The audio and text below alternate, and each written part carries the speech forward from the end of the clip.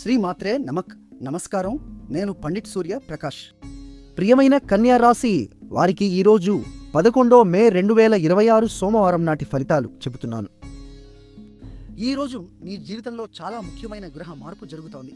కుజుడు అంటే అంగారకుడు మీనం నుండి మేషంలోకి సంచారం చేస్తున్నాడు. ఇది మీ 7వ భావం నుండి అంటే భాగస్వామ్యాలు మరియు సంబంధాల స్థానం నుండి 8వ భావంలోకి అంటే మార్పులు మరియు ఆంతరంగిక.